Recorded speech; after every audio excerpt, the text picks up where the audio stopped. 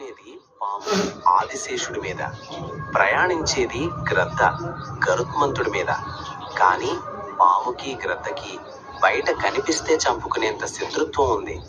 మరి వీళ్ళిద్దరూ విష్ణువు దగ్గర ఎలా శాంతంగా ఉంటారో, అసలు వీళ్ళ గొడవ ఎక్కడ మొదలైందో తెలుసా?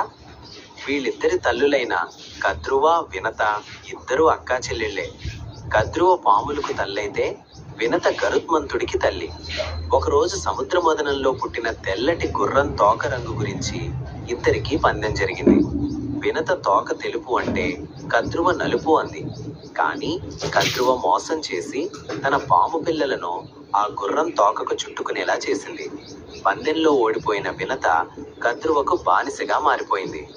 తల్లి పడుతున్న కష్టాలు చూసి రగిలిపోయిన గరుత్మంతుడు పాముల వంశం మీద పగబట్టి కనిపించిన పామునల్లా చంపడం మొదలుపెట్టాడు. ఈ దెబ్బకి భయపడి పాముల రాజైన ఆదిశేషుడు విష్ణువును శరణు కోరి ఆయనకు పడకగా మారిపోయాడు. ఆ తర్వాత గరుత్మంతుడు కూడా విష్ణువుకి వాహనంగా మారాడు. బయట కనిపిస్తే ప్రాణాలు తీసుకునేంత పగ ఉన్నా ఆ ఇద్దరూ విష్ణువు దగ్గరికి రాగానే తమ అహంకారాన్ని వదిలేసి శాంతంగా ఉండిపోతారు.